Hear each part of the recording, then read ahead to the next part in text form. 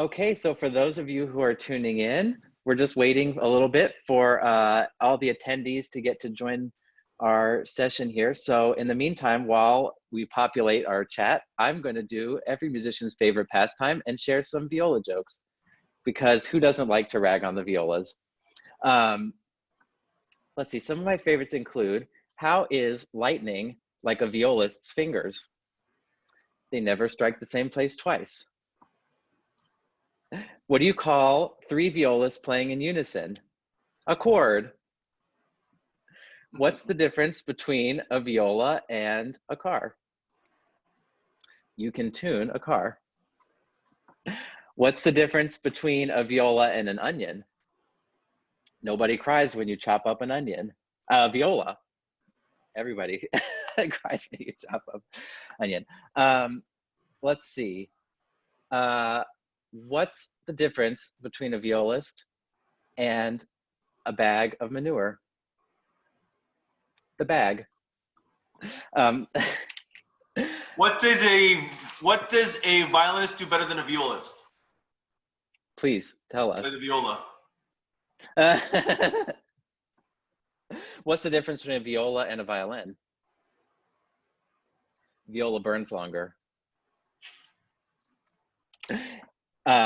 Okay, so now that we've given everyone a chance to join the room and I'm sure laugh riotously at my viola jokes at Meredith Crawford's expense, let's go ahead and get started. So welcome everybody. This is our second week of the Pacific Symphony Mixer.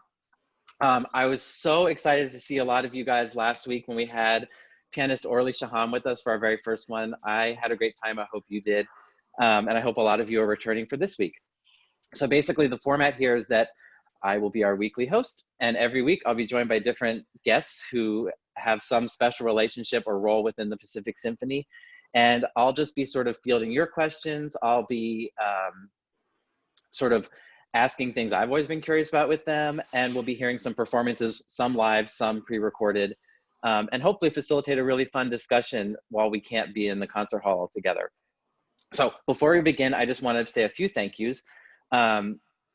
First of all, we have Maggie Thompson and Alexi Banca, who've been really great about setting up all of the technical back end of this and making it so that Dennis and I can have just a really nice natural conversation.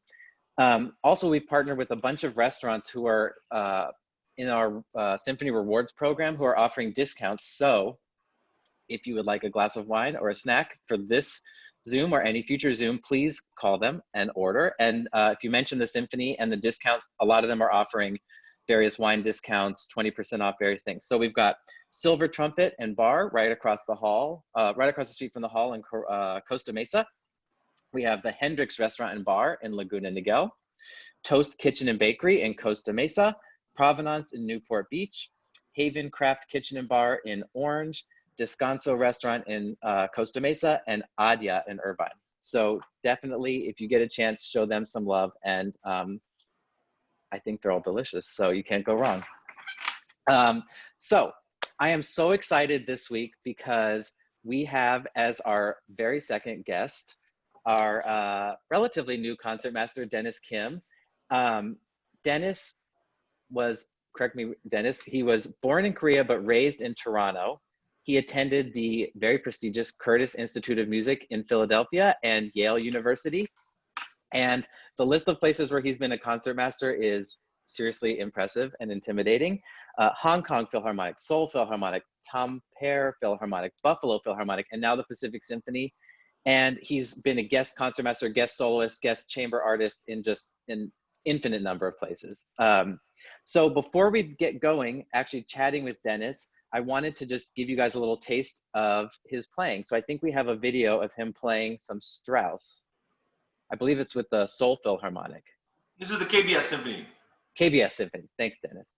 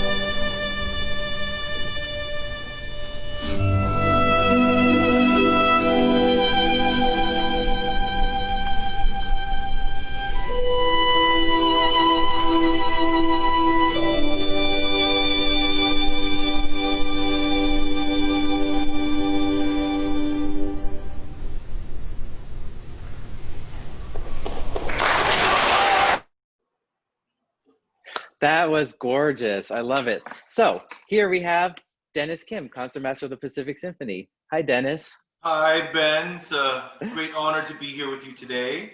Oh, Uh, it's such an honor to have you here. Thank you. I had a chance to watch a little bit last week, and it's great that I have a chance to see some of the people that we can't see on the stage right now in the concert hall. So even though it's virtual, big hug to everyone out there. I don't know how many of you are out there, but I miss you, and we all miss you. So hopefully we can all be in the same concert venue again soon. Yeah, totally second all of that. So before we dive in, can you tell us a little bit about that performance? It was amazing. Yeah, this is a couple years ago, I guess. This is when I was concertmaster in Buffalo, and I was asked to come out to play guest concertmaster with the KBS Symphony. And as some of you saw, there was a piano bench right beside me with another violin.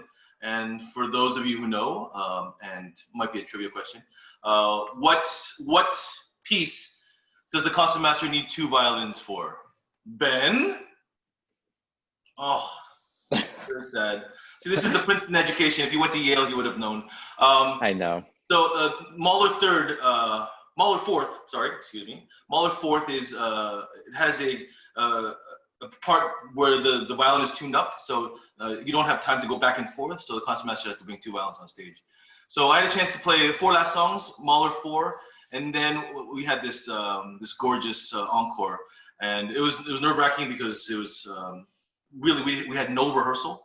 We just did the encore. Showed up and the music was there, and the singers was of course amazing.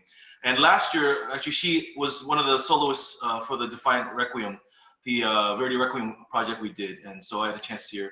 So the music world is very small, and it was great to see her again. And hopefully she'll come back, and hopefully we can play this kind of program here in Orange County. Yeah, I think actually Mahler 4, if I'm not mistaken, is on our season next year, which would be great. Hopefully. Yeah, fingers and toes crossed. Right. So I wanted to start out and just basically talk to you a little bit about sort of what the role of the concertmaster is. I think even for a lot of musicians, it's like we know it's a primary leadership position within the orchestra. It's, you know, the first chair, first violinist. But could you tell us just a little bit about sort of what your special roles are in the day-to-day functioning of the orchestra? Sure. Luckily, I've had a chance to play concertmaster in different parts of the world, and the position of concertmaster is slightly different everywhere. And so in Asia, there's a certain role that I had. In Europe, there's a certain role I had. And of course, here in America, it's again, slightly different. I guess the first thing I would say is that I represent the orchestra when the guest conductor is here. So when Carl Sinclair happens to be traveling or performing somewhere else, I represent the orchestra to the guest conductor. That's one of my jobs that I feel that is important, to make the guest conductor feel welcome, to make him feel comfortable, and to have a successful week. In other places, of course, you know, the concertmaster has a big role in the audition process, of course. Hiring new players is an important aspect of every orchestra's life, and being concertmaster in other places, I was on the committee for every single audition. And in certain places like Asia, I was on there just with the conductor. Places like Europe, you know, you're one of 9 or 10, sometimes with no conductor. And then here in America, it's kind of a little bit of both. You have a committee with strong presence of the music director. So those are some of the behind the scene things that I do. Yeah, the other things I do, of course, I come out and tune the orchestra, and I put in bowings for the string principals, so I have a chance to put in my ideas in bowings, and I have them relayed to the other principals, and then it influences them, affects them on how they put their bowings in usually. And then in some ways, especially in these difficult times, you know, I'm half player, half management. I feel like I have to be somewhere in the middle, that I can hear both sides, that I can try to be a communicator between the two parties. Of course, we're all on the same page, but we all have different needs. So hopefully that's a little bit clear on what I do as concertmaster. Yeah, it's really interesting. And, you know, you mentioned, you know, that you've been concertmaster in Asia and Europe and the United States, you know, all over the place. I'm just curious, apart from your specific role, like what are some of the biggest differences you've noticed playing with these different groups, whether it's the style of playing of the orchestra, the rehearsal technique, maybe the orchestra culture overall? Like, have you noticed anything like No, I going mean, from place to place? right. I mean, I think it would be easier to talk about similarities because the differences are so huge. Every place, you have places like Asia where you have really a good week of rehearsals. We're talking about one, two. So you're talking about 6, 7 rehearsals for a program. And as you can imagine, in America, we don't have that luxury. We don't have 7 full rehearsals. We're talking 3-hour rehearsals, 7 3-hour rehearsals for a program. And that's, Wow. I mean, for a Mahler symphony, that's great and needed. But sometimes, we're doing a Beethoven symphony and sometimes you feel over rehearsed. But everywhere it's a little bit different. In Europe, similarly, you have much more rehearsal than America. You have less concerts. In Finland, in Tampere, where I played, we would have 2 concerts a week, Friday, Saturday. In Asia, sometimes 1 concert. So after a whole week of rehearsals, 1 concert. And here, we have a little less rehearsal, but we have 4 concerts, sometimes 5 concerts. And there's pros and cons to both sides, of course. But that's one thing.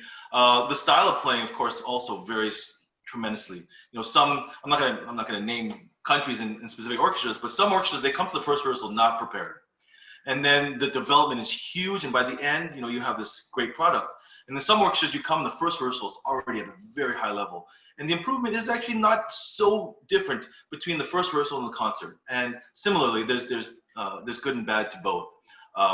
In some places I've played guest concertmaster.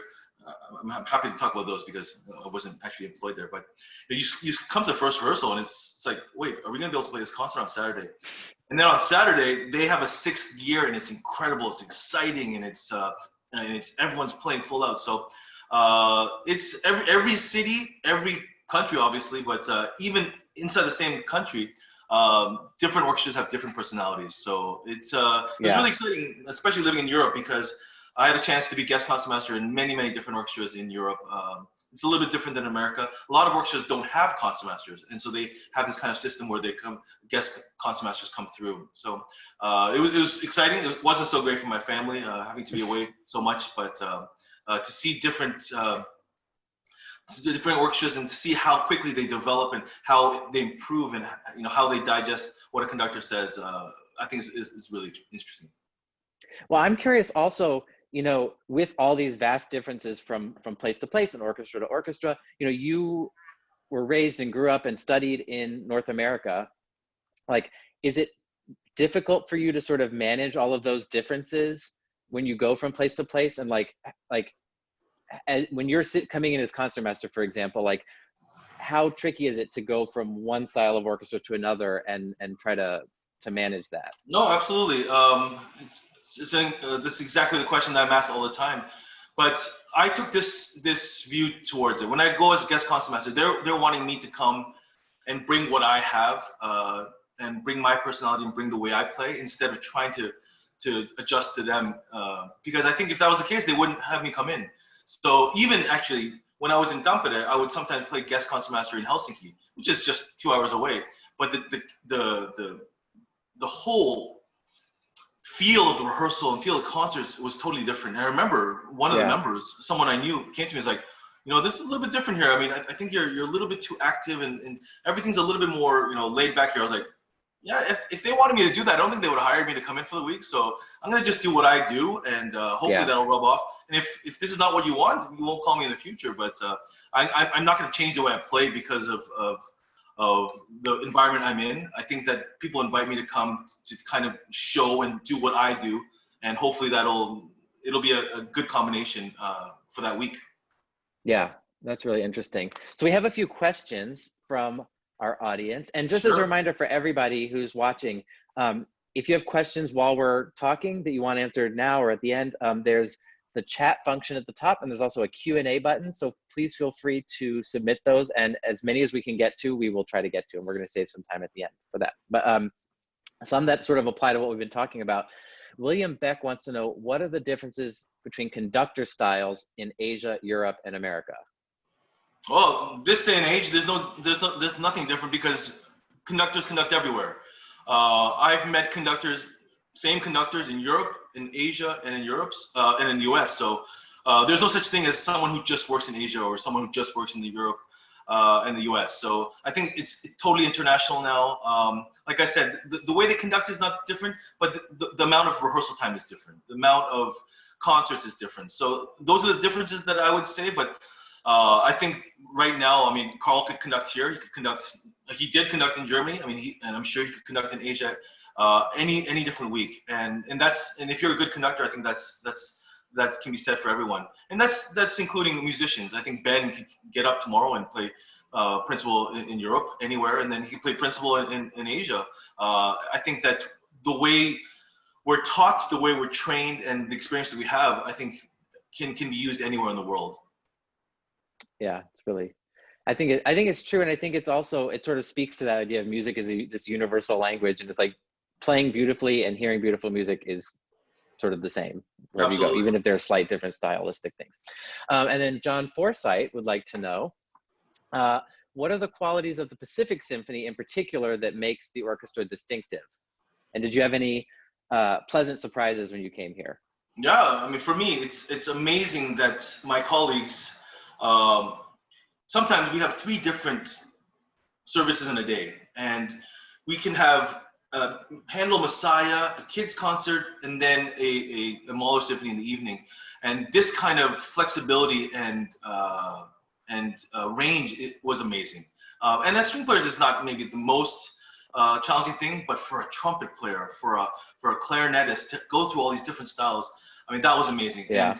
And again, not to mention names, but like someone like Barry Perkins, and he can play any kind of genre of music, and it sounds amazing. Like Handel just the way Handel wanted it, Strauss just the way Strauss wanted it, and then John Williams just the way John Williams wanted it. And like I said, that can't be easy. I can't imagine for your chops, but also just the difference in sound. So for me, I'm always impressed with my colleagues that they can just switch gear right away and go from playing Mozart and lightly and classically, and then going to playing E.T. and then playing, Chris Body in the evening.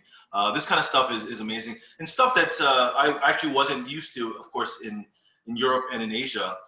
Before coming to Buffalo, I'd never played a Pops concert, and people joke about that, but I remember my first Pops concert in Buffalo. Like, I was sight reading because you never have that much time to rehearse for Pops, and it was nerve-wracking to play stuff. And a lot of the music is not clear. It's not written well. It's not on nice music made by Henley. So it was a challenge. Now I'm an old pro. I've been doing this for 2 years now. Now playing what's our favorite Pops piece? With the whip, Ben. In the Sleigh Ride. Sleigh Ride. I can play that in my sleep now. I mean, but the first time I played Sleigh Ride, that freaked me out. First of all, I never played it. So. And now, I mean, with my colleagues, I mean, this is stuff that they can play in their sleep. So that's the main difference I have with my new colleagues in Pacific. I mean, they can really play anything at any time. No rest. 3 services a day. I mean, this is unheard of in Europe, and even in Asia. So it's really, I have some of the best colleagues in the world. Yeah, amazing. Well, and I again second that. I have a question that I am curious about.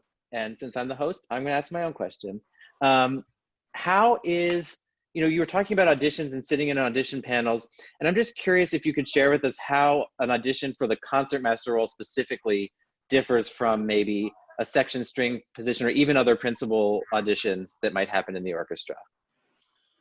Are you asking about picking the concertmaster or picking new players as concertmaster? Picking a new concertmaster. So yeah, I mean, this day and age now, very few orchestras want to pick their concertmaster through an audition process. So I think because of union rules and things like that, we have to advertise, and people come in and there's an audition. But especially the last few that auditions that I've taken, they've been kind of auditions and kind of invitations to play and play recital and to sit with the orchestra and play a week and to get to know the musicians. So it's more natural in my opinion. And again, I wish that we could do that with all instruments, but I think just because of time and just financially, it's not possible. But in Buffalo, I played a recital. I played a week. Here, I had a chance to play a few concerts at Soca. under the gun. I mean, we know one rehearsal, one concert, and I played all the excerpts and a few solo pieces for Carl and some colleagues who came to listen. So I think initially you have this very precise and correct audition process, but then most orchestras don't pick their concertmasters to that. So it's a little bit tricky. Well, I know, like, for example, you mentioned coming to play with Pacific Symphony at Soka for a few times before becoming the official concertmaster. And I remember I was at the very first one, and it was interesting to me how much I could learn about sort of your style, your playing, your leadership qualities just from that. Like, I remember we were playing at Soka and I was like, wow, this guy's great. Like, it's awesome. So it's interesting, you know, you think about the audition process being much more like behind the screen and playing by yourself. And it's interesting how much you can learn just on the job playing with each other. Absolutely. I mean, especially in the UK, so it's much more that way. Even for a section player, they'll be on trial forever. There's no end time. So every player really gets to sit with that person, get to know how they play, how they feel music, and then also after the rehearsals, you know, to go have a beer. This is also an important part of it because we're really picking family members. And once you pick a family member, it's hard to get rid of, as you can imagine. So I pick the right ones. Yeah, totally. So I want to share another clip. And I wonder if you could give us a little background for it. This is from the BBC Proms. Right. I mean, this is an amazing concert. A few years back, the Qatar Philharmonic was invited to play at the BBC Proms. It was obviously their first time. And Hannah Chang, who was at that time the conductor, is a colleague and a friend of mine from before. I had worked with her when she was cello soloist with Hong Kong Phil when she was probably 10 years old. So she asked me if I would be interested in coming, and I'd never played the Proms, obviously. So I went out to Qatar and rehearsed 2 weeks, and then we went out to the Proms, and it was an incredible concert. Anyone who's been there, the atmosphere is electric. I mean, there's 500 people standing there. I think the whole hall fills 8,000 people.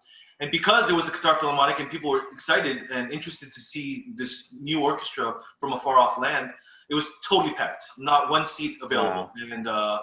And we had a chance, Dennis Matsuyev, I believe, the pianist, played Rachmaninoff. It was amazing. And then we did Check 5. And for me, this is one of the masterpieces, and to play it on that stage was incredible. And I think this is just a very small clip at the end of the Track 5. Awesome.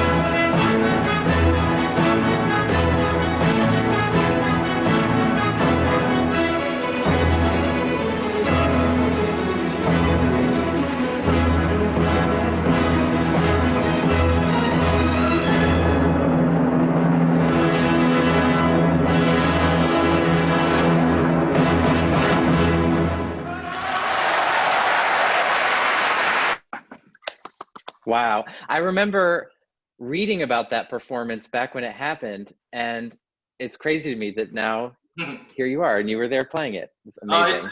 I mean, I don't know how closely anyone watched that, but right around the beginning of that clip, my E string broke. And so that's where my violin is getting sent back all the way to the back, and I'm using another violin to end the concert.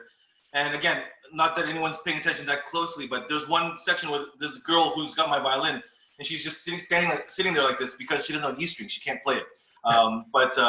It's I can't believe that E string broke in that concert, but it happens, and it was obviously, I mean, the excitement and the energy. Hopefully that we can once feel again soon, and I have that feeling sometimes here at Segerstrom Center after Tchaik 6, after Carmina Burana. I mean, the audience, the energy from the audience was incredible. So yeah, like everyone, all my colleagues, I mean, we really wish that this ends soon, and hopefully we'll be back on stage. Yeah, I agree. I wanted to now shift gears a little bit and just talk about sort of your education and your family a little bit. So I think it's so interesting, you obviously went to the Curtis Institute of Music, which is very famous and revered among musicians.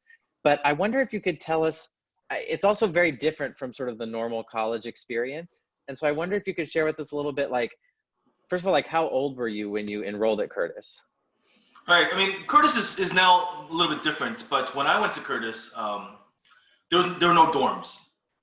And Curtis, at that time, it wasn't a situation where like you auditioned only when you were 17 and you started in college. I auditioned when I was 15, and I started a little bit younger. There are stories of Hilary Hahn, auditioning when she's 10, others even younger. So basically, you're there on your own because there's no dorm. And luckily for me, right at 16, that's the age where you can live by yourself, where you don't have to have a parent. So you can imagine, as a 16-year-old, I had my own apartment in Philadelphia. There was not that much practicing going on my first semester, not too many good lessons. But Curtis is a very special place because, first of all, if you get in, it's full tuition. It's completely covered by scholarship. It's a school that has the greatest faculty, but more importantly, the school is there basically to make one full orchestra. So it's not like seniors graduate and then they leave. When someone leaves, they fill that position to fill the orchestra. And again, things are a little different now, but I'm just talking about when I was in school. So the importance of orchestra is very important. And going to Curtis, I think, really grew my love for playing an orchestra and the importance of orchestra, and studying with someone like Mueller, who was a huge dictator and very, very mean and strict.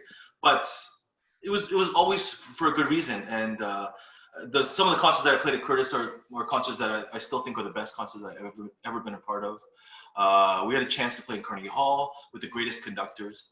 And something that was, Curtis kids were really lucky at that time was everybody who conducted the Philadelphia Orchestra would come and conduct Curtis Orchestra, just a rehearsal.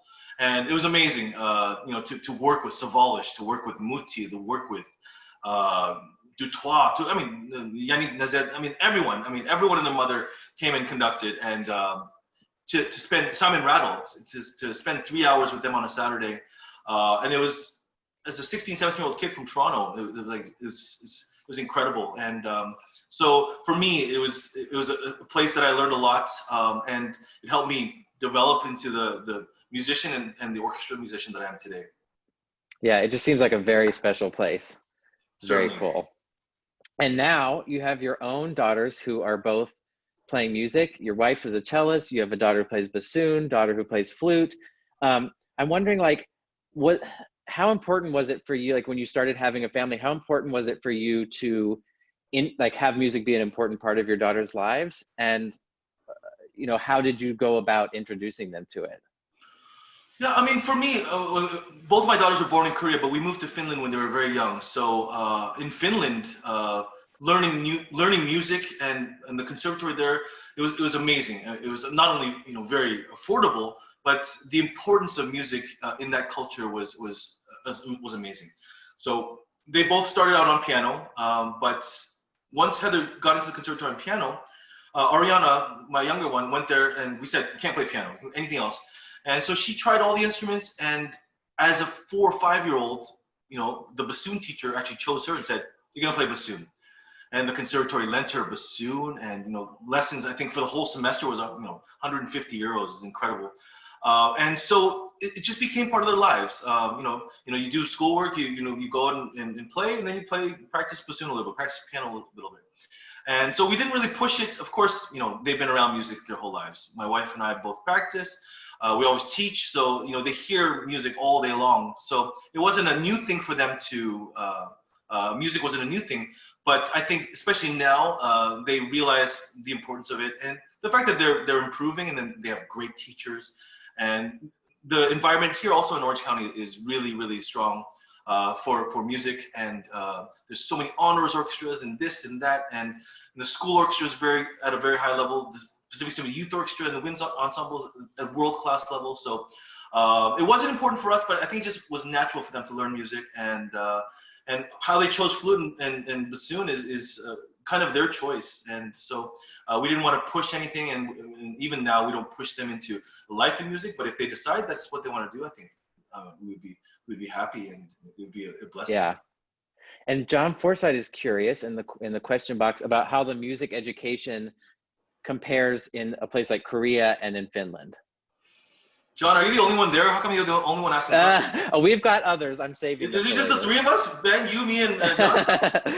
I mean, of course, the music education here is a little bit more similar to Korea. It's lots of private lessons, lots of practicing, lots of memorizing. Whereas Finland, I mean, this is an incredible story. Heather, as a 5-year-old, she would have half-an-hour lessons a week. And for 20 minutes, she would have a lesson. In the last 10 minutes, the teacher would encourage her to improvise. And she would improvise in the piano, and the teacher would accompany. And can you imagine, I don't know about your upbringing, but there was no improvising in my life when I was 5 years old. It was playing scales, playing etudes, playing in tune, having a straight bow. It wasn't to be creative. And I think that both Heather and Ariana, that education really helped them develop into the young people they are today and the musicians they are today. Yeah, I mean, but the success, of course, of Korea is, hard work. I mean, all these international competitions, you have, these up and coming youngsters from Korea, and there's a reason, of course. They work hard.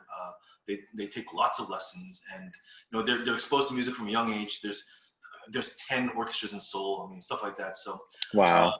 Yeah, music education everywhere in the world is important, and hopefully we won't lose our music education here in US. I know parts of the country already have, but luckily, in my kids' middle school, everyone needs to play an instrument. It's amazing. And I'm upset that they don't have a sports team, but the fact that they have to all play some instrument is amazing. Yeah. So now that we're all sort of quarantined in our homes, we're spending a lot of time. I mean, at least my friends who have kids, seems like they're spending a lot of time with their kids who aren't in school. And I'm curious, like, you have this whole family of musicians. So are you guys playing a lot together? Is there a lot of, like, are you all trying to practice at the same time? Like, how does it work living in a family of 4 musicians? Absolutely. I mean, it's like everyone else. I mean, the house has become the school. So my wife is in charge of math, English, history, science, and I'm lunch, and I'm in charge of phys ed and a little bit of music. So so I take them out bike riding and rollerblading and stuff like that. But yeah, my wife has basically become the teacher. And regarding practicing, online lessons have continued, so they're still practicing every day.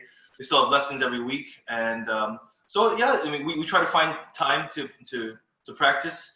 Luckily, there's no brass playing going on, and everyone can kind of, even when others are practicing, can practice. But it's been a challenge, but I think that we survived. And I'm grateful because my kids were at a good age. I don't think that they were too young where they needed constant attention. And they weren't like seniors in high school or in college where, things were dire and marks were important. So I feel like I'm grateful that my kids are at this age during this quarantine. Yeah. Yeah. Well, I think we actually have, speaking of, I think we have a clip of you and Heather performing a duet. Right. I mean, the Pacific Symphony, of course, encouraged us to upload things for our website. So I encouraged Heather, and which was not easy, of course. She's a teenager. I was like, can you please, let's just rehearse this, and can we try to put this together? And it was very dramatic, many mistakes and this and that, but eventually we got a run through that we were happy with, and that she agreed that she would upload. So I think that's the next clip. Great. Yeah, let's check it out.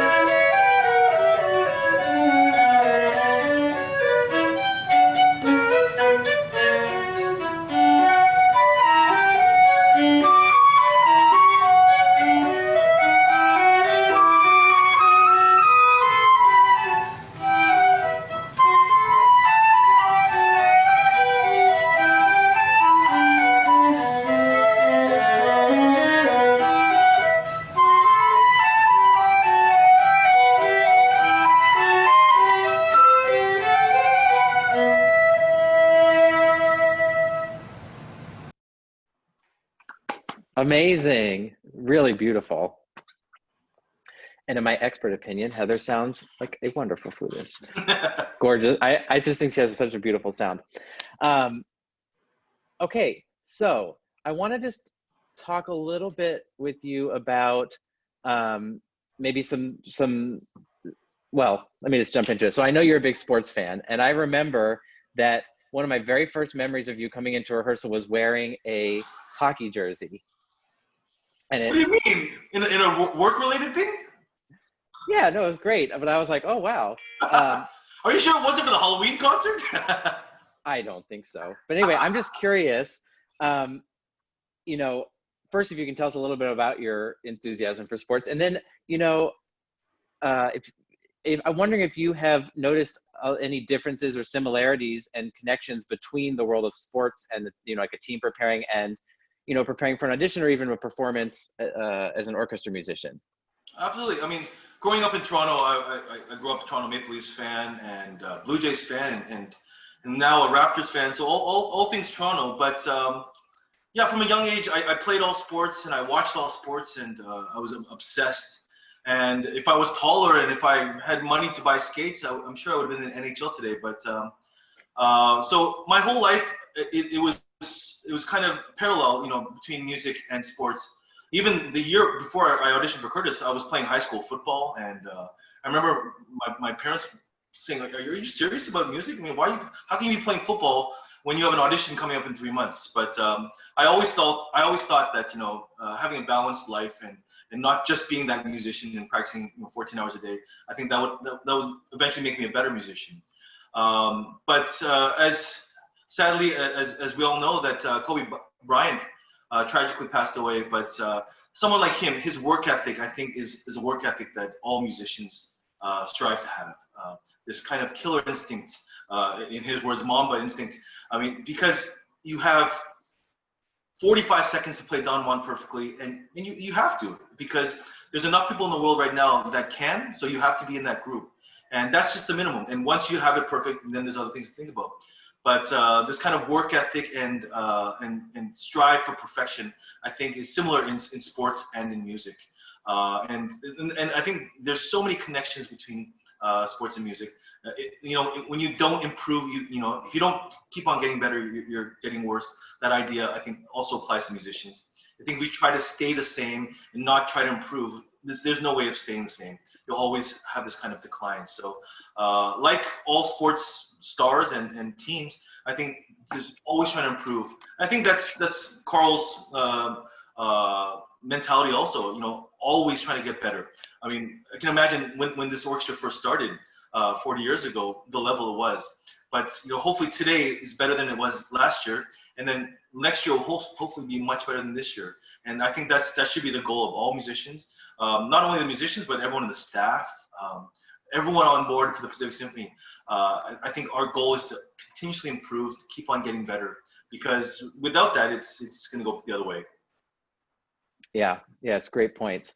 So I want to get to, you've agreed to play a solo performance for us live, which I think is great, and I'm very excited to hear it. And I'm wondering if you could tell us a little bit about the violin you're playing, but also I learned recently when we were chatting the other day in preparation for this that you actually have 2 really amazing violins, and I'm curious to know about them and sort of how you came to get them, and having these amazing instruments, if there are any sort of special precautions you have to take, traveling with them. And sure. I mean, I spoke a little bit about my violins in a previous project for Pacific Symphony. So if there's anyone who hears this again, I apologize. But for those who haven't heard, and for Ben, unless it's just you, me, and John here, John's heard it, so it's just for you, Ben. So I play the 1701 Dushkin Strad, and it's an instrument that was it's named Dushkin because it was owned by Samuel Dushkin at one point. And Dushkin was a friend of Stravinsky, so a lot of Stravinsky's music was premiered on this violin. And the way I have this violin, I've had this violin for now 13 years. A buddy of mine, when I was first flying out to Hong Kong, at that time, I was just sitting next to him on the plane, but we got to speaking, and he was Korean American, and I was Korean Canadian, and we were both starting our lives in Hong Kong, and we became friends. We started talking, and for many years, we were just drinking buddies. And eventually, he was looking to invest in a plane, and I was like, why do you need to buy a plane? He's like, well, all my friends have a plane. I said, well, will you consider investing in a violin? He's like, yeah, sure. I mean, he used to come to concerts all the time, and he played cello as a student, so he loved music. He's like, well, how much is that? It's like 50,000 or something. He's like, no, not really. And so the first violin that he invested in was a Carlo Bergonzi, 1737 Carlo Bergonzi. And then actually he decided a few years later to upgrade, or to again invest in another violin. So this Stradivarius. As some of you know, Stradivarius lived a long life, but the violins between 1700 and 1720 are considered as golden period. And this is 1701, so this is an incredible violin, one of a kind, I would say.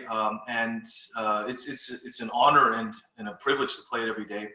I remember when we were young at Curtis, actually, whenever we changed our strings, we would change all our strings at once. And that's when this violin's the brightest. And we'd be like, oh, it sounds like a Strad. And the fact that I have a Strad now is really, it's unbelievable. But in some ways, equally incredible is the story of how I got my very first very nice violin when I was 14. So at that time, we were living in Toronto, and my teacher went to Cleveland. I don't know why Cleveland, but he went to Cleveland and picked out a violin and brought it back and said, this is the violin that you should buy. At that time, it was $40,000 US, and obviously we didn't have $40,000 US. So we borrowed, we mortgaged, we sold, we did everything, and we paid it off in installments. And so we were due to pay the last installment, which was about $10,000, and we didn't have it. We had no more money. We had borrowed from everyone we knew. We sold everything we sold, needed to sell. And so we were going to lose our deposit, and we'd have to send the violin back. And so we were going to have this drive the weekend on Saturday. And I remember this was probably a Wednesday or Thursday. And I remember when this decision was made, I can imagine my parents were heartbroken, knowing that I was going to be heartbroken. And I remember actually crying myself to sleep. And at that time, my parents had a store, and a gentleman came in and asked for a quick pick, which I don't know if you know is a lottery ticket where you don't pick the numbers, but the computer just picks out the numbers. And so my father rang him up, and the customer was like, "What's this?" He's like, "Oh, that's the quick pick." He's like, "No, I never asked for a quick pick. I don't play the lottery." My dad was like, well, "What do you mean? You just said something?" No, I never play the lottery. I'm sorry. So my dad puts in $1 and buys that ticket because it's already printed out.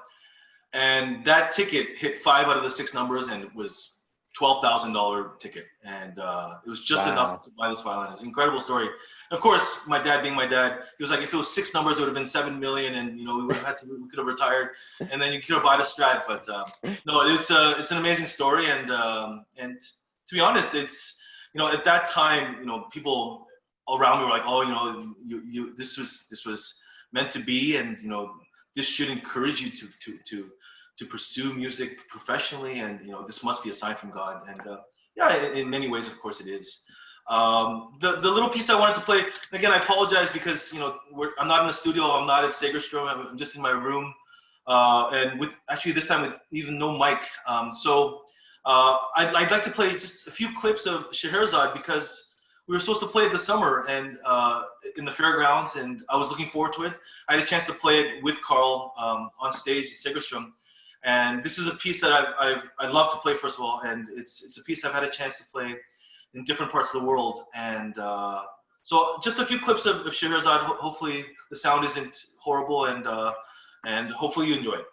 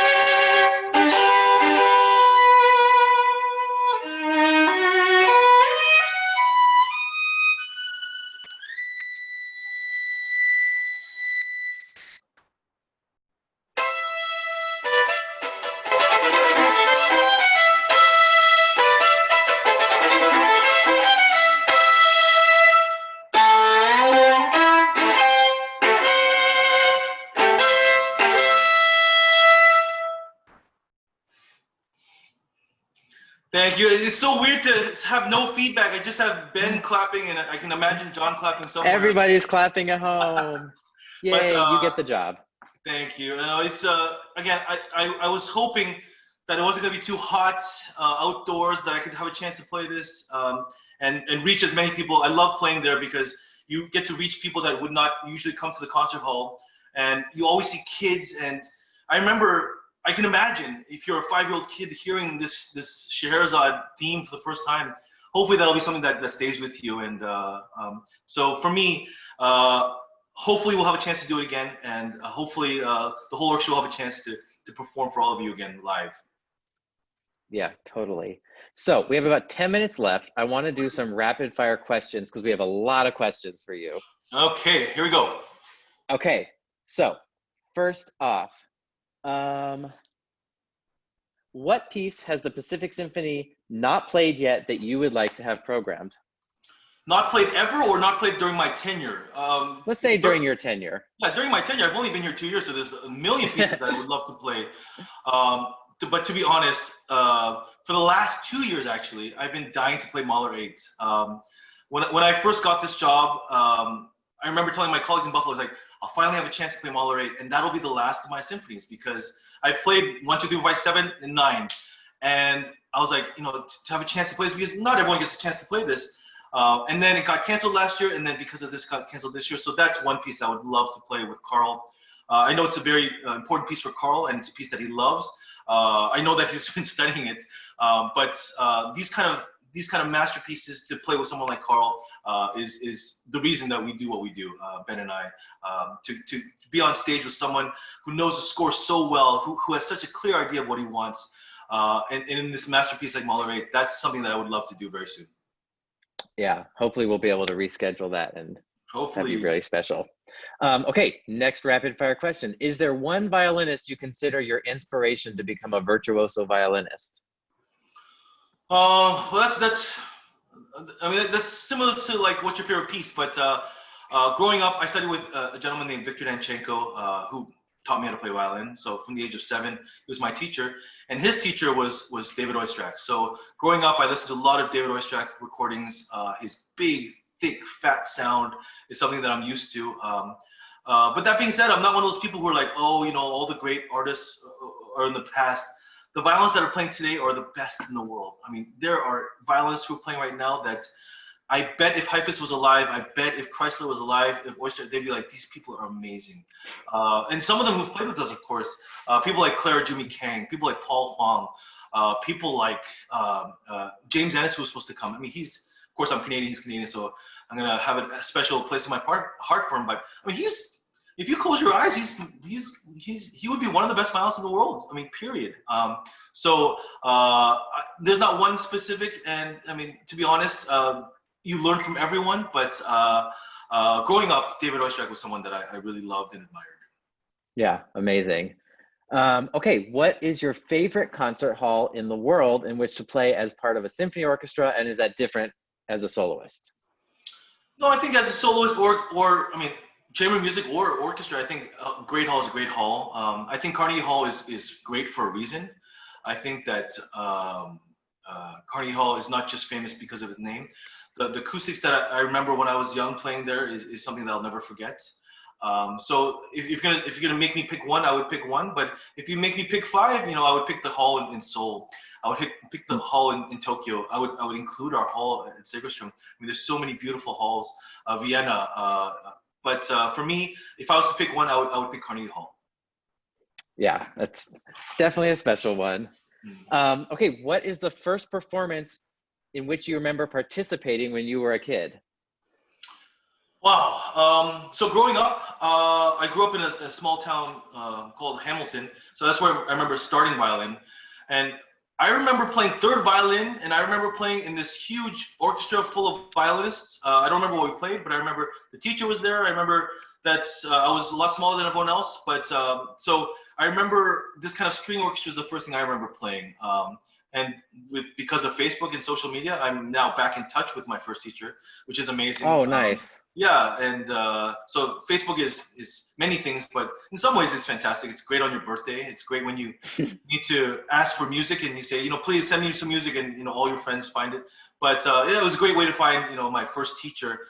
And I was 4 years old maybe, and looking back, I mean, she was very young. She was maybe 21 or 22 years old. So it's incredible that she had that much experience and teaching little kids. But yeah, she's the one who got me started. So that's the first memory I have, I would say. Awesome. Peter would like to know if you ever go crazy and play some bluegrass. If I could play bluegrass, I would play bluegrass, but I have played bluegrass and that kind of music, but it's not comfortable and it's not something I'm used to. But when I go crazy, it's usually not with my violin. I'll do something else. But yeah, I don't think legally I'm allowed to go crazy on this violin. But that being said, yeah, I mean, I enjoy other kinds of music, but it's just I'm not good at playing jazz. I'm not good at improvising. I'm not good at bluegrass. So I'll let the professionals take care of that stuff. Awesome. Yeah, that's how I feel too. We've had a few questions about the artwork on your wall. Oh, totally random. It's artwork from Hong Kong, and I lived in Hong Kong for 7 years. So this is just stuff from Stanley Market, actually. The framework might be more expensive than the art, but my kids like it, and it fills the space nicely. So no, and it's a crazy time now. I mean, I've still a lot of friends in Hong Kong and colleagues in Hong Kong, so it's a difficult time out there, and it's a scary time. So yeah, not only the pandemic, but the world is a little bit scary right now. Yeah.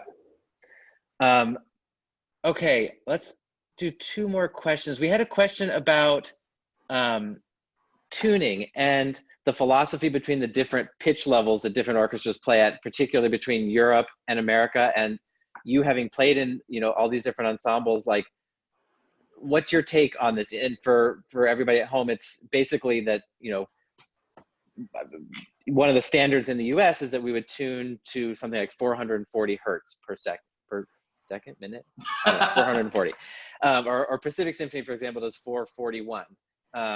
And Europe, it's often a lot higher. So I'm just curious, yeah, what's your experience with that? So I think you might be able to answer this better than me, but for me as a string player, we don't care. I mean, there's some people who prefer 444, 441, but for us, it doesn't matter so much. But I think for wind players, for especially oboists and certain bassoon stuff, I think the 440 and 444, the difference is huge, and their comfort level is huge. So I think it's more for the wind players personally. I'm not 100% sure. I'm not an expert, but as a string player, I'm happy to play at any A.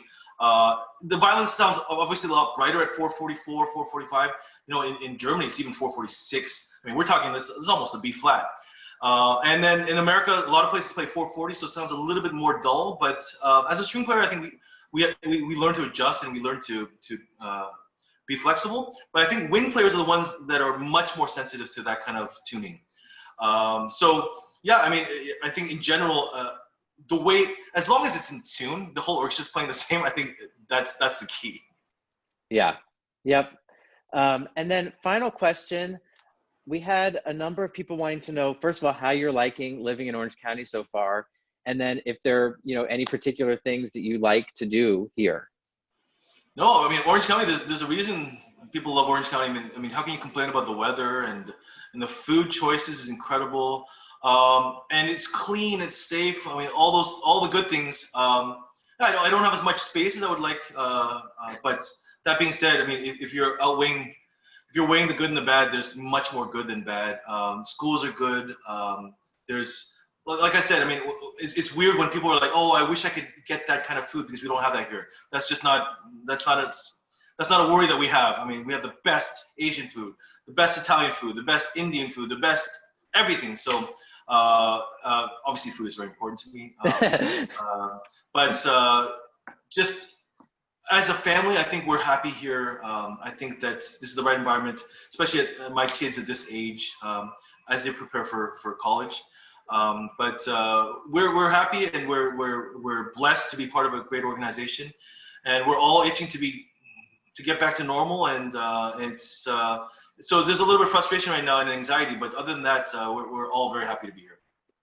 Well, I know that we are all so happy that you're here, and I'm so happy that during all of this, when I don't get to see you on stage every day, that we get to hang out a little bit, and I've certainly learned a lot. And yeah, so thank you so much for being here. This was great. Thank you, and it's I'm glad that, I mean, I know John, you're there, but if there are other people there, I'm glad that you stay connected, because for us, the audience is the most important thing for us. I mean, as you can see right now, musicians playing for a blank screen is not rewarding. Playing for no audience is nothing. So when all this is over, I hope all of you are there and that you come and you support us. And we are dying to play for you. And like I said, we count the days until that can happen again. Yep, totally. And hopefully it's very soon. So yeah, so thank you so much. And a reminder for everyone, you'll be getting an RSVP email in the mail in the coming days. Next Friday, same time, same place. I'll be joined by our new principal cellist, Warren Haggerty, next week. So I'm really excited to talk to him. He's, for those of you on social media, he's been doing a really interesting Bach project during the quarantine that we're going to chat about. So yeah, I hope you'll join us, and I hope you'll call one of those restaurants and get a cocktail. So thank you, Dennis. Thank you, everybody, and see you next week. Thanks. Bye.